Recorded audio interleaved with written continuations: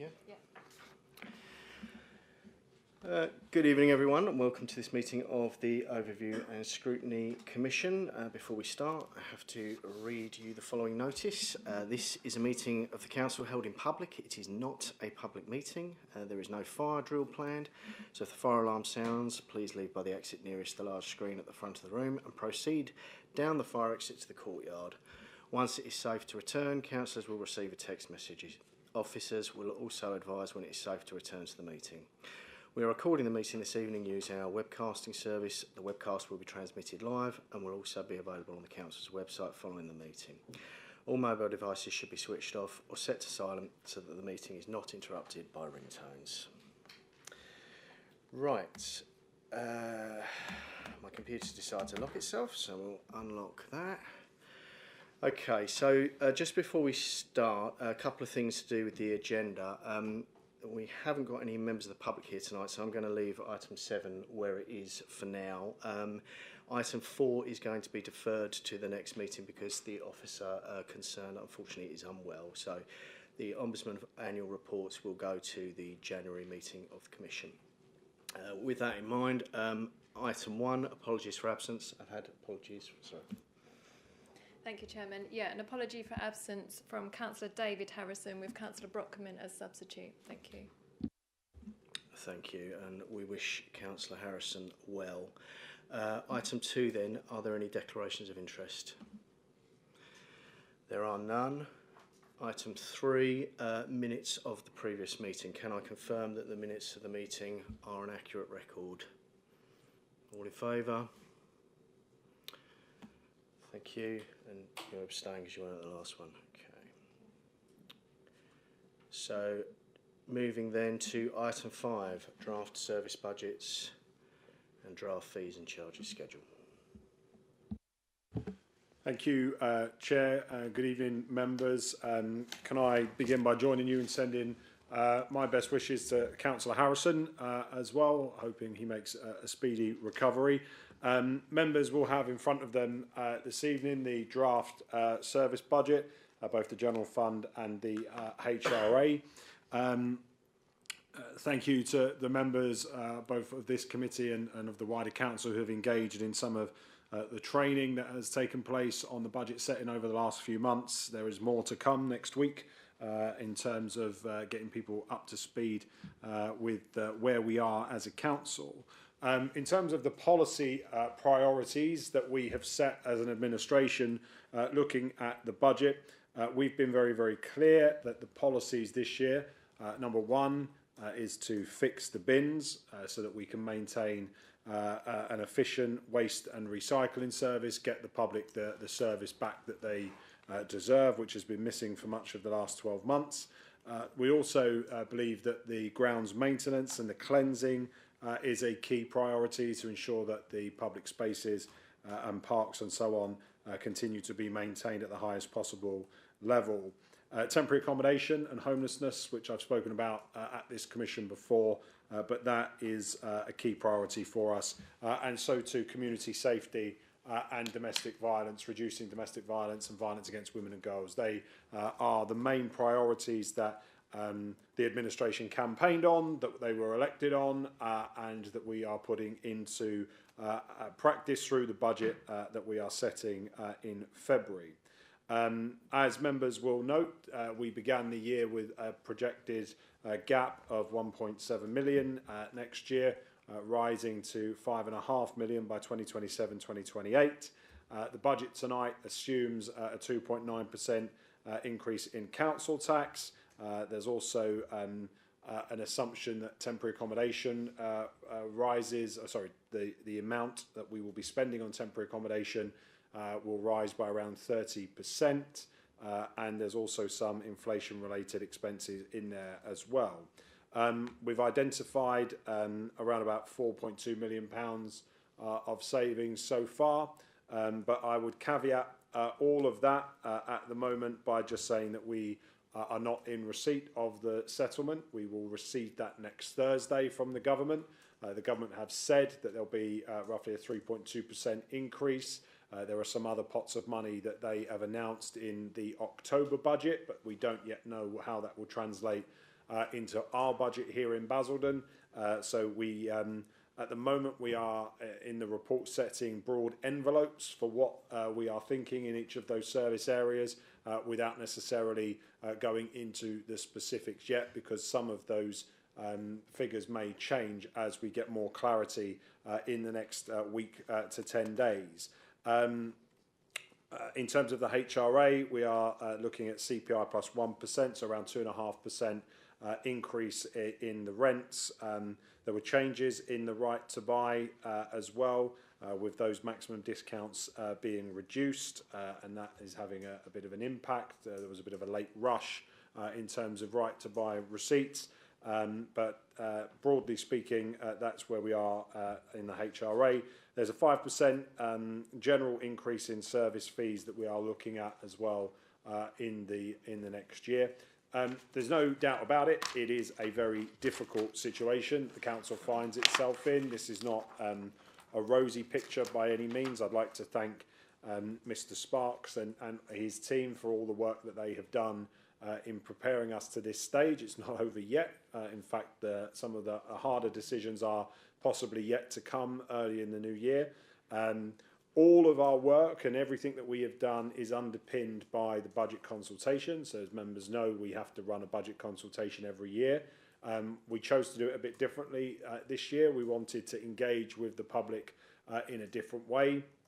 We had around 826 responses. So, you know, that's well above what the council normally receives for the budget consultation. And that was a mixture of surveys, but we also did some face-to-face interviews, focus groups as well with people. And I think QA Research, who undertook that for us, did a really, really good job. Hopefully the pack in the report tonight, members have had a chance to read it. It's, you know, I suspect for those of us who've been on the council a long time, it's not a huge surprise what some of our public were saying to us, but it also, I think, aligns with the priorities of the administration. Those top concerns that the public had was crime, antisocial behaviour, community safety, particularly in the 3 towns south of the 127.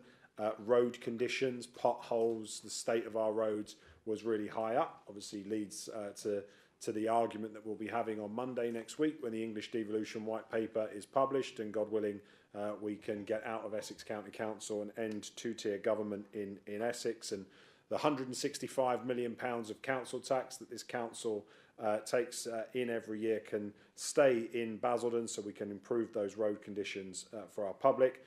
Litter was a big one, pavements, general cleanliness, and then those high street amenities was also there. So the regeneration projects that we're working on that I've briefed the Commission previously, that is a big thing for people as well. So the high priorities, as you've seen in the report, are around community safety, waste collection, public spaces, open spaces. Less focus from the public this year on the kind of the culture and leisure offer. I think a recognition that when things are difficult, council needs to focus on some of those basic services, which perhaps where we are at the moment we haven't got right over the course of the last year, that we are, as I reported to Cabinet on Monday, running at a £2.5 million overspending waste at the moment, so we cannot carry on with the existing waste service because not only is it rubbish, it also is costing far too much money as well. And then there are some numbers in there around the view of residents on council tax, people supporting an increase in council tax if it leads to better services, as you might expect, and greater transparency in terms of how the money is spent. So, as I said, Chair, there are still a lot of unknowns in the budget at the moment because we don't have the exact figures out of government. Obviously, with a new government coming in, the Chancellor decided to do a full budget back in October, so that has changed things slightly. We have a 12-month settlement, so whatever we get next Thursday, we will have for 12 months. But from November next year, the government have promised to give us a 3-year settlement, so we will be in a much better position to plan, and the MTFS can then be updated accordingly. But I am happy, Chair, to answer any questions that members of the Commission might have. Thank you, Councillor Callaghan. Has anybody got any questions? Councillor Bagger. Thank you, Chairman. I mean, as the leader says, and he's quite right, this is very broad brushstrokes. So, you know, I don't think there's any point in arguing the direction of travel of the administration, because that isn't really appropriate within the budget setting. And the devil in the detail will be when we start to see the real results of the savings that are being made in all the efficiencies and savings that are on page 77. So at this particular stage, I think it would just be to find out or understand at what point those items will be coming to some sort of scrutiny so they could be looked at in depth. Okay, thank you, Chair. So, again, the Cabinet will meet in, I think it will be the 23rd of January, the next Cabinet meeting, to look at this and to give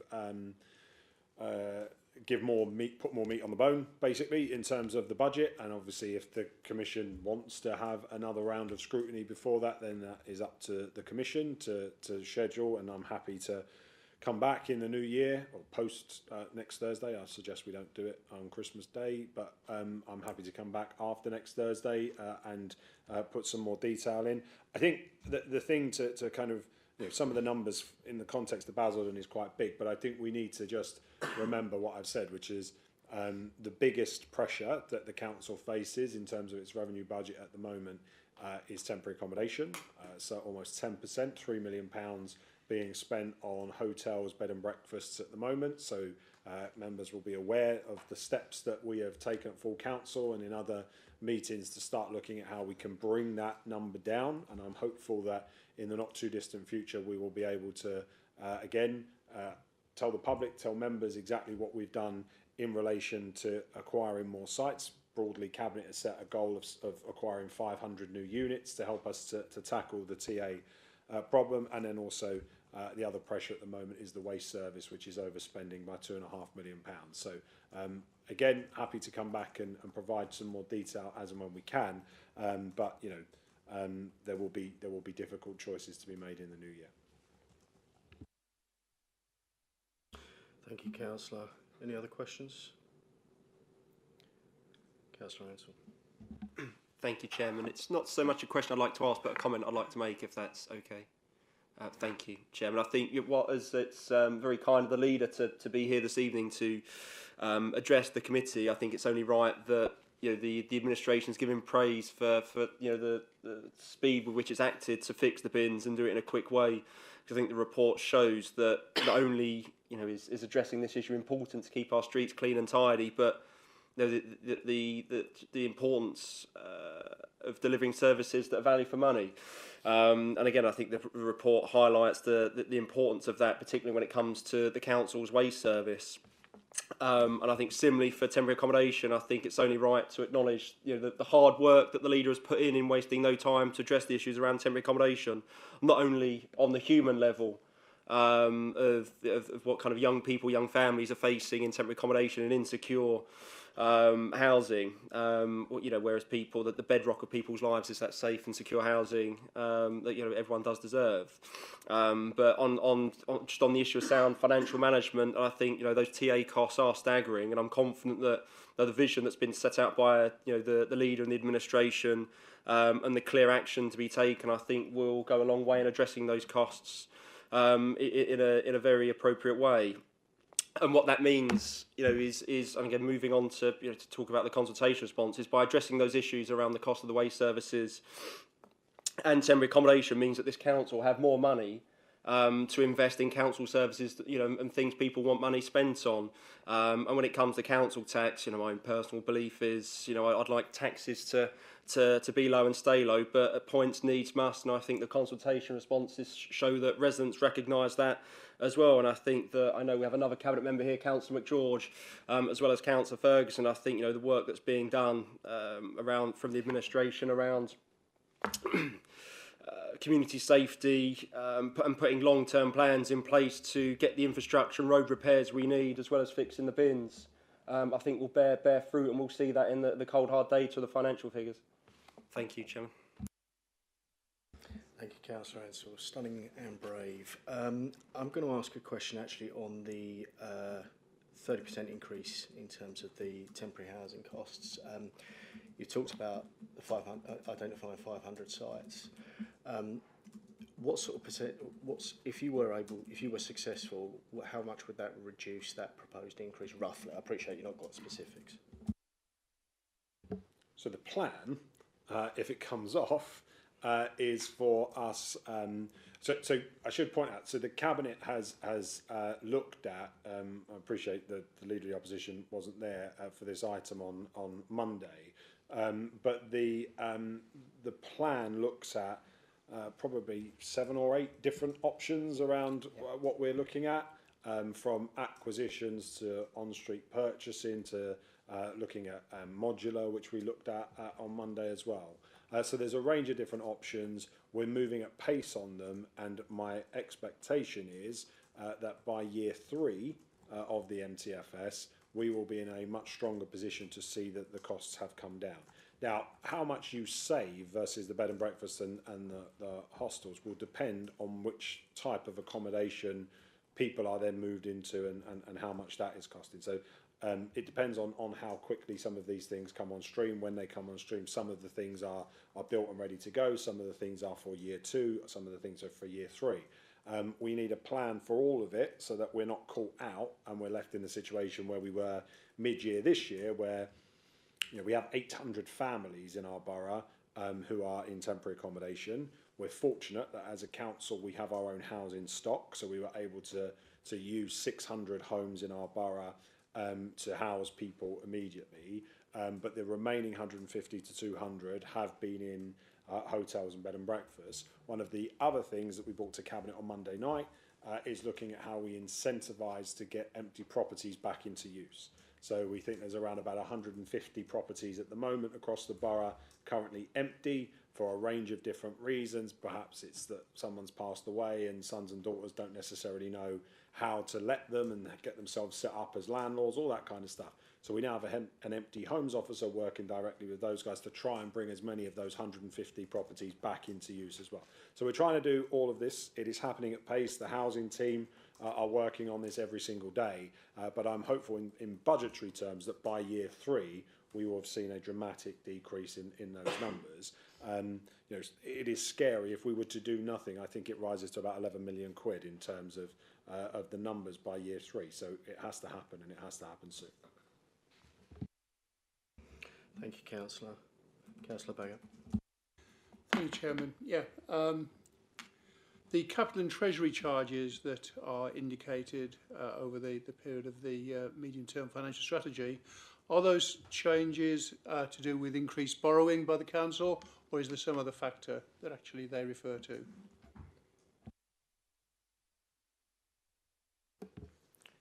So it's a range of factors. Some of that is because we brought some borrowing forward, and obviously it's assumptions around interest rates, timing, slippage in the capital programme taken as a whole.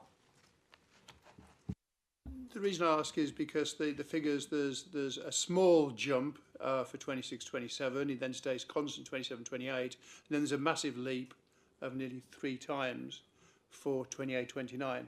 So I'm just wondering what are the pressures there, and what is the cause of that? So the leap in 28-29, that's to do with smoothing across the capital charges process. What we'll do, we'll look at that, how it can be smoothed as part of the next iteration of the budget process that final year. And just to add to that as well, obviously members are aware of some of the additional borrowing that the council, the additional headroom that the council has given itself the ability to acquire, to borrow, but as a large part of that is also around our disposal strategy. So again, Cabinet will consider in January a new disposal strategy so that we can start to reduce some of the debt, some of the borrowing, and get some of that off of our books as well. So we are very much minded to be doing that. There are things now that simply don't make sense for the council to be carrying on doing. Similarly, the goalpost shifted. The last government changed some of the rules around what the council could and shouldn't be doing, and therefore we need to reflect on some of that as well. So the members will start to see that happen from January onwards as well. Are there any other questions? Okay. brings that item to a close then. Thank you, Councillor Callaghan. We move on then to item 6, the annual safeguarding report. Thank you very much, Chair. Bear with me a second.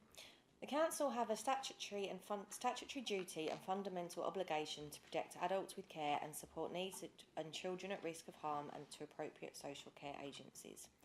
There are a total of 166 referrals made in 23-24, comprised of 73 for adults and 93 for children. Adult referrals have remained consistent at an average of 80 over the past 4 years. The average level of children referrals over the same period is 50.5 per year. It is noted that the CEDA data for children's referrals includes those outside the Basildon Borough due to the nature of the services provided.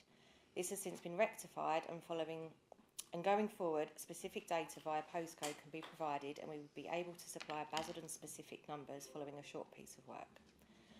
Following an internal audit review of the safeguarding function in 2022, a recommendation was made to establish a process to cross-reference the numbers of referrals made from each council service against those reported to the safeguarding team to demonstrate the referral process was being followed. A total of 150 combined referrals was made. However, the safeguarding team were copied into 166 referrals to Essex Social Care. It's very positive that all referrals made had followed the process to copy in the safeguarding team, but indicates that there is still some work required to ensure each service area are accurately recording referrals they make. The majority of safeguarding referrals made emanate from the Council Housing Service, which is consistent with previous years. The main reasons for adult safeguarding referrals during this period relate to self-harming and mental health concerns or domestic abuse. There is a duty to make safeguarding referral for any child who is living in a household where domestic abuse is reported. Therefore, the majority of child safeguarding referrals made by the Council fall into this category. 60% of child referrals made during 23-24 originated from the CEDA Hub, now known as the Domestic Abuse Team. Housing Service made 39% of child referrals during this period, with customer services reporting the remaining. Safeguarding training has been delivered to 96% of staff, and each service area has an identified safeguarding champion who has had enhanced safeguarding training, who monitor referrals and training records for their team. It is worthy of noting that since the safeguarding champions have been established and referrals audited, the data is more reliable and key messages concerning safeguarding are regularly shared with officers. Thank you. Thank you, Councillor. Are there any questions? Okay, I have a few questions on this actually. My primary concern with this report is around the numbers regarding children. So I understand that we have been given information that doesn't tell us how many safeguarding referrals there have been in the borough because it's not specified to a specific location. But that's information that we clearly need, because you can see on the graph that based on the information we've got, the number triples. Now, I appreciate we're saying that hasn't happened, but we do need to know the specifics there. I don't think we can simply just accept that it's going to be wrong for this year and it will be all right for next year. I think we as councillors would expect to know the precise number. Would you agree with that? Yeah, of course. And as I did probably get the wording wrong at that point because my brain is going faster than my mouth today, there will be a piece of work where we will be able to identify and come back to a committee with the exact figure for Basildon specific. But what I will say is, as much as this will probably sound wrong, I would rather the numbers are going up than the numbers going down and us missing cases. It's important that these issues are being reported and they are being taken care of. Oh yeah, I 100% agree with that. It's better to over-report than under-report. There's no shadow of a doubt that's correct. It's just I think it's important that we can see what the overall trend is. So I'm reassured that we're going to come back. I do intend to add this to the work programme for the committee because I think we need to probably look at that again so that we can be sure that there isn't any trends that we need to be aware of. I did also just quickly wanted to touch on What is the position with regards to safeguarding with third parties that the council works with? So, to take an example, twinning. What a twinning required to have the same safeguarding policies as the council?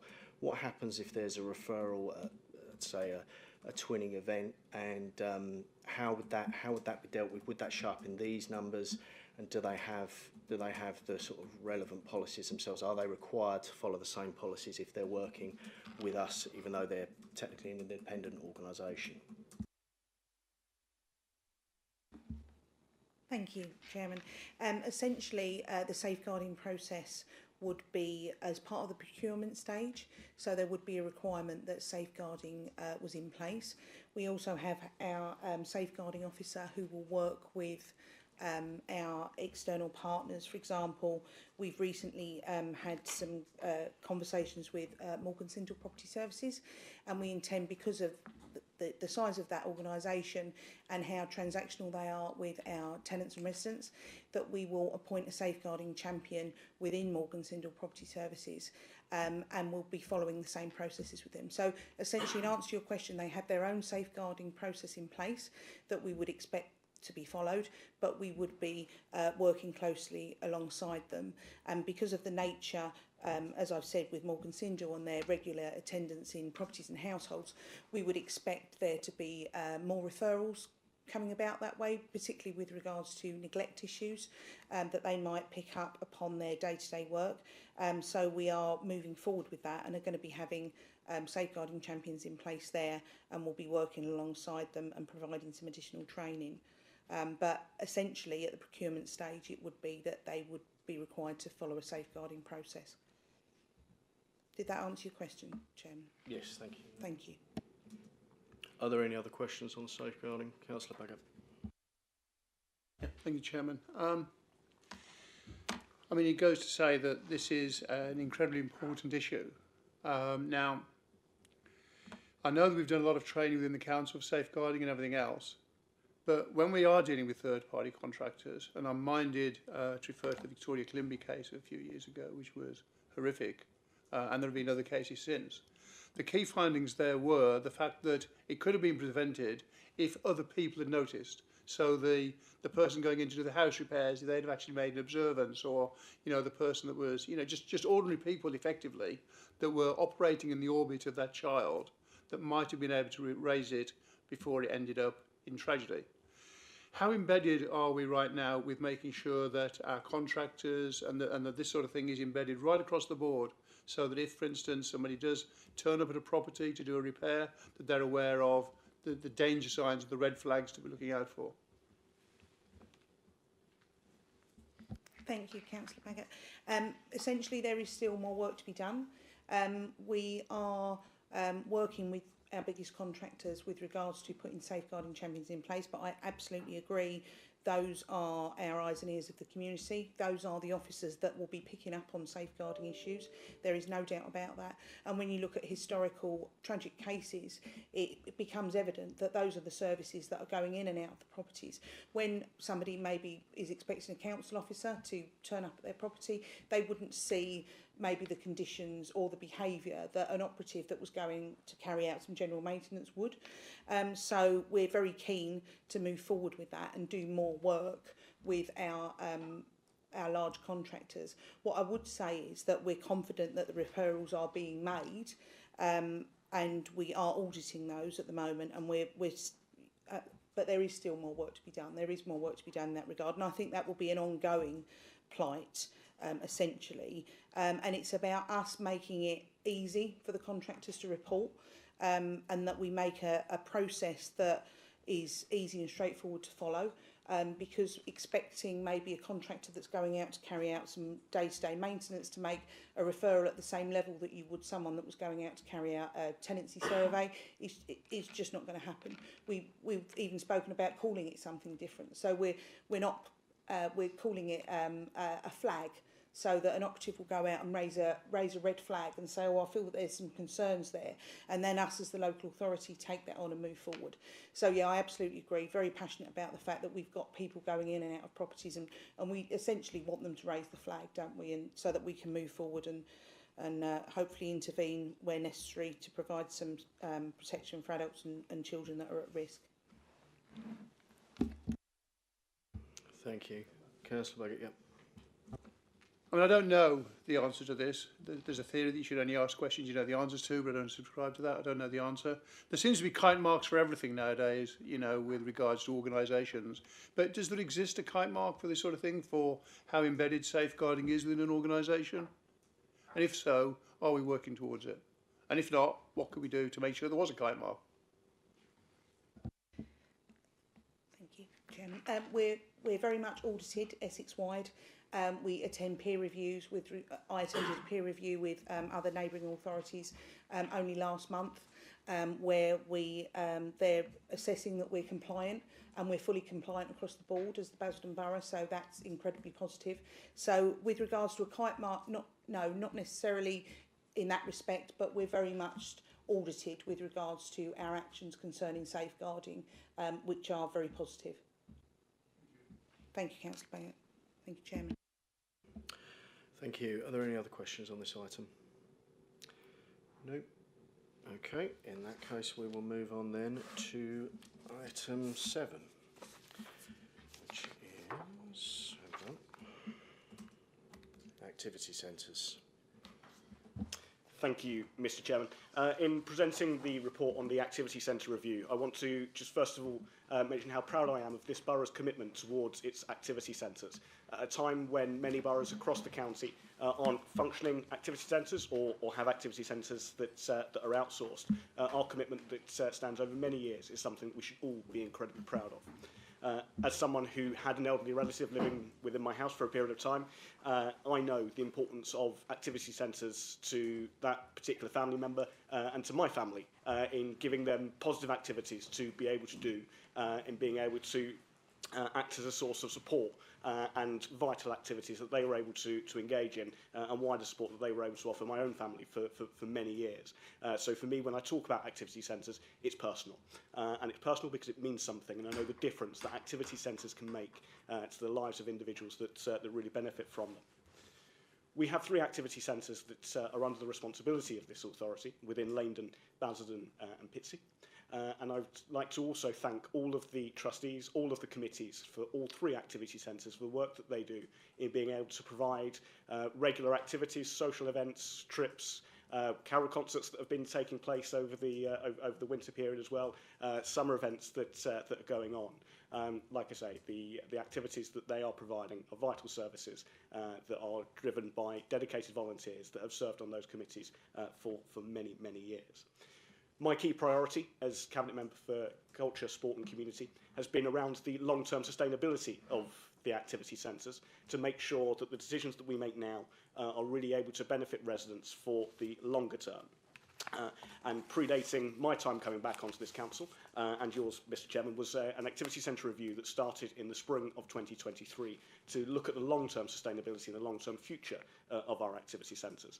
And I was pleased as I was reading the activity centre feedback from the service users was just how important the individuals felt that were benefiting from the activity centres, which led to, certainly to my thinking, around how we can make sure that activity centres stay long-term sustainable and able to continue to provide activities for our residents that need them most. But in thinking about long-term decisions, it is vital that we now have to consider and that we have to make a change in the governance structure of the activity centres for us to be able to continue their operation in the same format. Now, the report considers a number of different options. It's right that a number of different options are presented to the Overview and Scrutiny Commission. Ultimately, that is the Commission's purpose, is to consider every possible option. Let me be very, very clear as Cabinet Member. I am only interested in the options that allow us to continue delivering the same services at the same sites, with the same staff delivering, with the same timetable, with the same prices that are able to be there for residents in the same activity centres, that mean that we can continue to operate in exactly the same way that we currently do now. And option 5 is the only option that presents this council with the option to be able to do that. Option 5 we'll see, and if Cabinet if Overview and Scrutiny Commission is in agreement with the decision, that then proceeds on to the Cabinet in January. Option 5 will see the overall governance of the activity centres come to the council, as opposed to the 3 separate activity centre committees that operate as 3 separate individual organisations. That will then come under one authority, will come under only the council, and present a different role for the activity centre committees. One of the things I've been very keen to ensure is that if we change the governance structure, we also look at retaining a role for the committees, that while they lose the overall governance and the responsibility of the activity centres will change and come under the authority of the council, the committee structure will retain responsibility as advisory committees in being able to support the council, being able to act as a critical friend, and we would have 3 activity centre advisory committees, so that the 3 activity centres will still be able to meet as 3 separate advisory committees that, like I say, can act as a critical friend to the authority to be able to shape the activities that go on going forward. But I want to be very, very clear, like I say, that what we're talking about tonight is about ensuring long-term sustainability for activity centres so that we can continue to operate the same service, so that frontline services are protected, so that individuals that are currently attending activity centres will not notice any difference in service, that the tutors that are delivering activities on behalf of the activity centres at the moment will still be delivering those same activities under the authority of the council, that the timetable will remain exactly the same, that the prices will remain the same, but the overall governance structure will come to this council so that we can then ensure long-term sustainability and continue to take pride in our activity centres that make a real difference to the residents in our community. Thank you, Councillor. Are there any questions? Councillor Brockman and then Councillor Baggett. Yeah, sorry about this. I might appear thick, but I've got to ask this question. Why is it only south of the 127 and not our side, like my side? Because you mentioned Basildon, Pitsea and London, and not what about Wickford and Billericay? Thank you, Mr Chairman. So when the activity centres were set up in their original structure 14, 15 years ago? Longer, I would think, yeah. Over 15 years ago, the only 3 that were set up at that time was, under the management of the authority, was Langdon, Basildon and Pitsea. So, question is, what plans have we got to bring one into each of the other 2 towns, please? Thank you. So what I would certainly suggest, and one of the things I'm incredibly proud of that we've done as administration, is set up the area committees and being able to look at activities that are being able to look at within your area committee activities that are already going on, what difference or what additional opportunities there are for community groups that are already operating within the borough. I'm more than happy to speak to officers to ensure office time is given to looking at activities that are already taking place and the role of the area committees in being able to shape kind of future direction of activities and what resource that would need.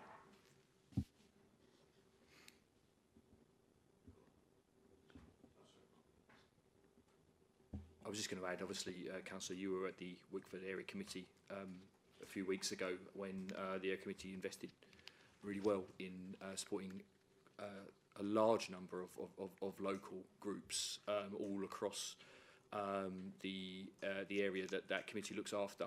And I think it showcased appreciating the difference between the council's activity centres and those outside, but I think it's really clear that Wickford has a really strong cohort of local clubs run by local people and doing good work also. Yes, Yeah, Councillor I totally agree. We have really got a strong thing in Wickford for this, but you're talking about specific activity centres, not just grants to certain clubs like the OAP clubs or whatever. I'm talking about a specific club, as in an activity centre, as in Billericay, Basildon, Langdon and Pitsea.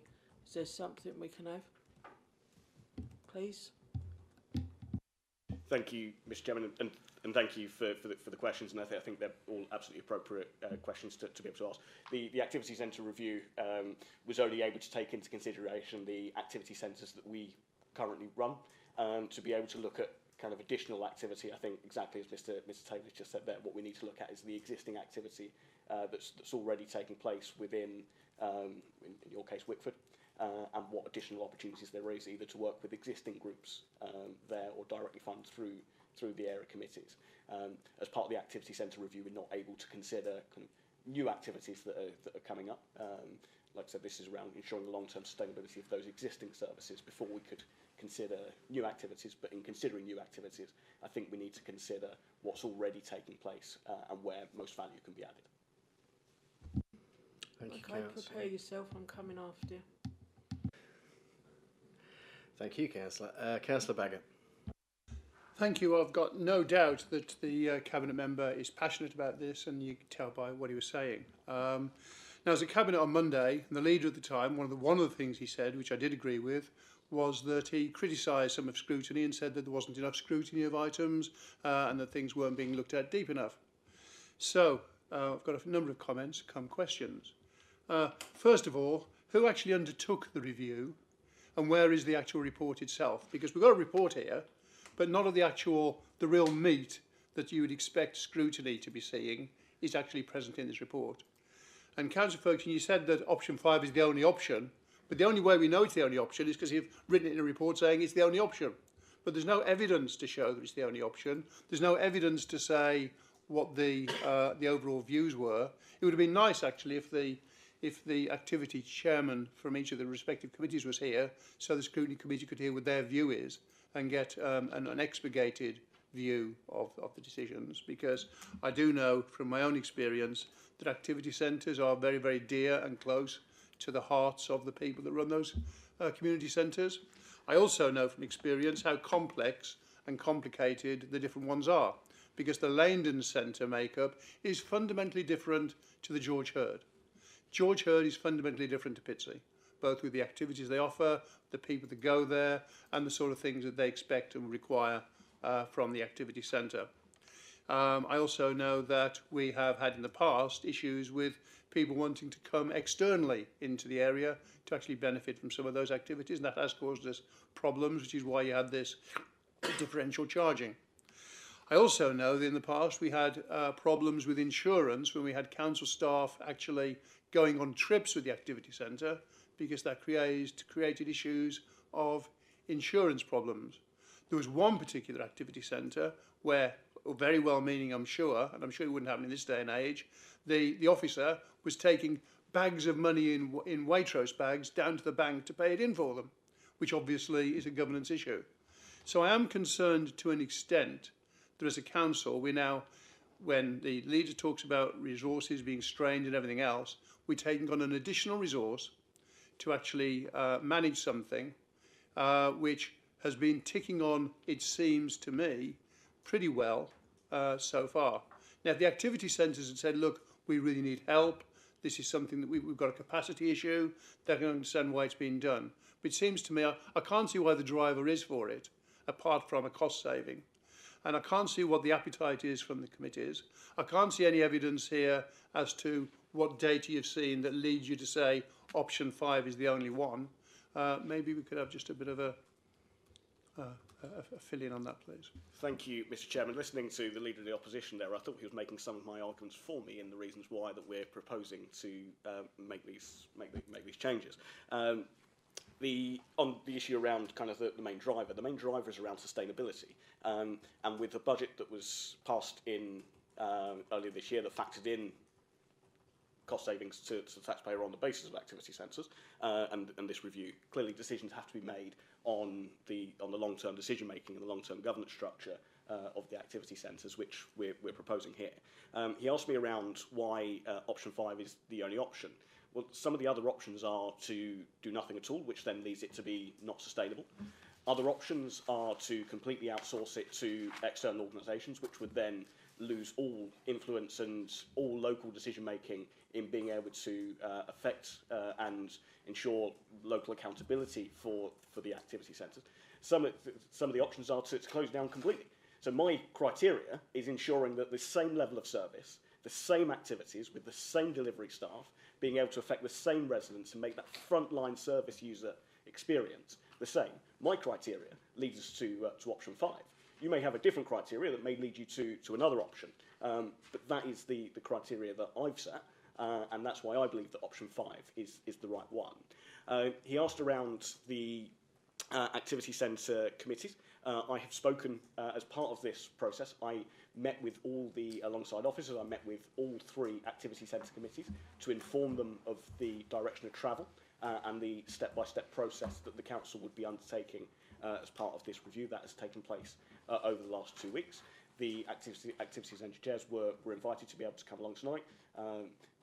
I was more than happy for activity centre chairs to be here this evening, and more than happy for them to speak and be able to present. That hasn't happened, but I will all continually welcome that opportunity for activity centre committees and chairs to be involved, and that's why I think the importance of governance structures and importance of having activity centre advisory committees is really, really important, and absolutely want to be able to retain that. He's asking around the evidence base. We've got a full report in front of us that details the evidence base, that details service user experiences. And the key driver, as I say, being around sustainability, we can see how much residents value our activity centres. So we need to keep them going, which is exactly what we're proposing to do tonight. Councillor Callahan, did you have something to add? Yeah, I just wanted to put on record and be clear that the cost of providing the activity centre, it's not free. So it's not as though the guys turn up at the 3 centres, pay their subs, and that's all it is. As is outlined in the report on page 238, there is a cost to the council of delivering this service, and essentially by changing the back office structure, as Councillor Ferguson has talked about, that delivers around about £100,000 a year saving. And the final point, because I do think it's important, Councillor Baggott mentioned the importance of scrutiny and the importance of being able to look at this stuff, but then said that the options weren't available. To just be absolutely clear to anybody watching on this, on page 238 and 239 and 240, options 1, 2, 3, 4 and 5 are listed in detail as to what the option is and what the key threats and opportunities are. That is there for all of the Commission to look at and to review. I don't know if Councillor Baggott had the chance to do that, but the report presented by Councillor Ferguson and our officers clearly lays out the 5 options for members to consider tonight. Councillor Baggott. Well, I thank the leader for stepping in to help out his cabinet member there. But it does actually say, do nothing, no change to the current service delivery model.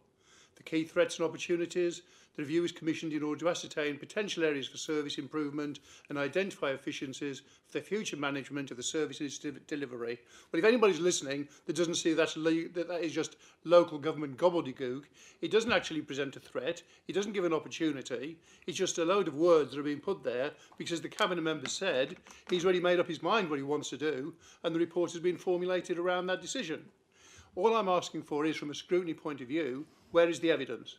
Because if it's that good an idea, if it's the right thing to do, you back it up with the data, you back it up with the fact that you've had the meetings. We have meetings after meetings with different items where we have supplementary agenda items. We've got a safeguarding report here, which was going into pages and pages, giving the foundation for it. Here what we've got is just a report, no actual real meat to it. And it makes me think that, in fact, a decision was pre-made and everything now is being wrapped around to actually justify a decision that the cabinet member wanted to follow through. Councillor Ferguson, do you want to come back on that? Thank you, Mr. Chairman. Exactly as has been outlined, there are 5 options within the report. If Councillor Baggott would like to suggest another option, he is more than welcome to be able to put forward another option this evening and back it up with evidence, and we would listen to that. Cabinet will then make its decision in January. I'd also like to remind Councillor Baggott that this report actually starts it in the spring of 2023. I wasn't a member of the authority at that time. He was the leader of the council at the time, with a Conservative cabinet member who was also working with officers at the time on this activity centre review. So rather than just launch a review and do nothing with it, we've actually taken the decision to look at the review, to look at the long-term decisions that can ensure the future of activity centres that are sustainable. We're continuing with that and progressing it. Councillor Callahan, I'll indulge Councillor Callahan one more time, and then I assume, Councillor Callahan, you're coming back directly on what Councillor Ferguson has said. The only point I was going to raise, just because I think it's important for the facts to be put on the table, is Councillor Baggott opined on option number 1, and I would agree with him. It's not the right option to go with, hence why the recommendation is option number 5. And again, just for absolute clarity, the officers have provided, and the Cabinet member have provided, an entire report here with all of the data that sits behind it, including survey responses, transport, the demographics of the membership, the attendance, all of the data that underpins some of the decisions that are being taken, alongside, from my perspective, the budgetary position, is in this report for the Commission to scrutinise. Councillor Baggott, did you want to come back? Yes, first of all, I didn't say that at all, but I know that Councillor Callahan is the past master of putting words in my mouth and reinterpreting them to suit his own particular aim, which is fine. That's the way we josh around, I guess. I actually said that it was written in gobbledygook and didn't actually say anything. That's what I said. I didn't say I agreed with it. I said it was gobbledygook. It's interesting, and thank you for mentioning that report, because somehow I don't have that report accompanying my agenda pack. And maybe if we got paper agenda packs, I'd have seen that report. So the fact that I haven't seen it doesn't mean that it's invalid. And I find it quite surprising, and I know this is to the Cabinet member rather than the Leader of the Council, that he says the other day he thinks there should be more scrutiny, and when there's scrutiny, he takes offence about the fact that people are applying scrutiny, which is just a little bit bizarre. But the question that the Cabinet member didn't answer, which I asked, was who actually conducted the review. Was it an independent body? Was it officers? Was it who actually conducted and effected this review? Councillor Ferguson, do you want to come back? Oh, go. So, Councillor, myself and my officer have been involved in that over this period, working with a number of Cabinet members now. So, Councillor Ferguson and previously with Councillor Sargent. Thank you. I just- will add just one for- thing. As Councillor Reid, my colleague there, has quite kindly said, I've found the actual thing, so that is my error that it isn't there, so I'll take that back.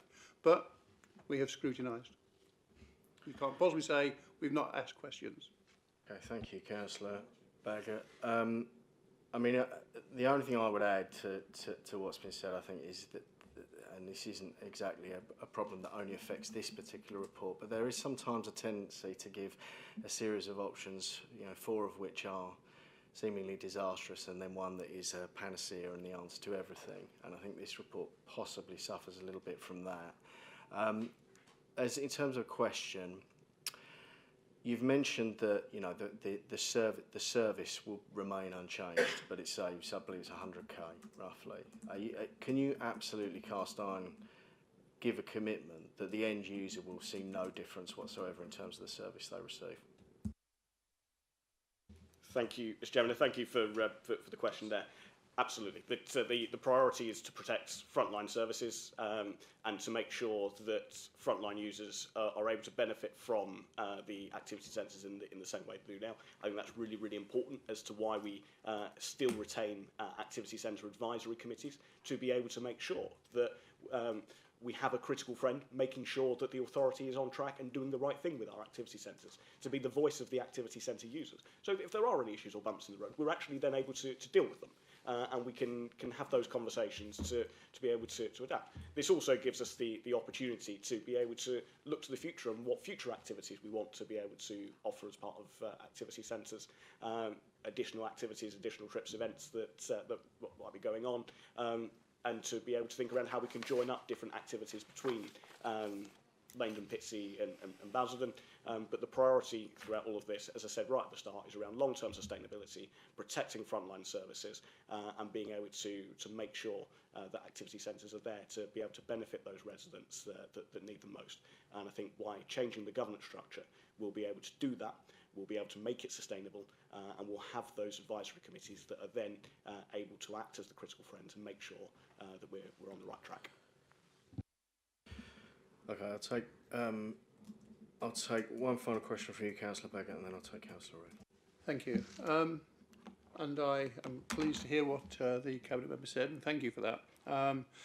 I do think, though, that what would be useful is once we get the governance started to be thought about, that is something that would lend itself to going to scrutiny, either be it via a very, very small working group, something like that, where we can involve the key players in the activity centres and scrutiny to actually have a look at how we formulate that governance, because I know from experience that the activity centres are very wide, they've got different personalities. One of the things that takes that out of this, I think, would be the fact that those personalities, which sometimes act as a friction with getting things done because they fall out amongst themselves, or there's issues, and that actually prevents the actual activities themselves then progressing. So it does actually sort of have an effect of neutralising that to an extent, which is good. But what would be unpalatable is for a set of governance that isn't appropriate for the committees put forward, that then they are complaining about and finding to be a barrier to them achieving what they do. Because these people are all very passionate people. They've all got, their aims. They give their time up, the same as we do, to actually benefit people in their community. And what we want to do is be making sure that we are engaging with them and not doing something to them. Thank you, Councillor Baggott. Councillor Reid. Thank you, Chair. One might not be appropriate for this. With the Pitsea one, which is now transferred to Wattila at the moment, have we seen a change in attendance because of having to go to Wattila? And also, I've had several emails about what is going to happen at the activity centres. Am I now able to tell them what's happening, or do we have to wait? Is it for public knowledge? Councillor Ferguson. Thank you. I'll take question 2 and I'll hand over to Richard to take question 1. So in terms of process, and I think that's a really, really important question. As I mentioned earlier on, that I met with all of the activity centres along with Mr. Taylor and Mr. Hurd 2 weeks ago to talk around this report being presented and to update them on the review that had taken place. Many of the and at that meeting, we were completely comfortable. Many of the activity centres said they were having committee meetings over the coming days, and I'm sure information was shared at the activity centre meetings. We weren't at the meeting because of the process that we're taking of making the decision making of coming to scrutiny first and then to cabinet. We were able to talk in around the report and the direction of travel that we were going in. I will be writing to every member and every service user of the activity centres to update them on the decisions that are being on the governance decision that's being made, and reassuring all residents that their service user experience won't be changing as a result. We've also been working with the council's communications team around some central messages that will be going out, and really keen that we're all on the same page here, that this is the around kind of a real benefit to the activity centres and ensuring long-term sustainability for activities that are taking place, which I think touches on some of the points that Councillor Baggott just made there as well. And I'll hand over to Mr. Hurd to talk around Wattila. Thank you. Yes, there has been a small decrease in the actual membership from the transfer from Pitsea to Wattila. It is quite small. All the classes are still going on, and what has helped the actual situation is the transport has been laid on from the centre of Pitsea down to the Wattila with a local company to ensure that people can get there and get back from the actual group. But there has been a small decrease, yes. Right, if there are no further questions, I will move on. Ferguson.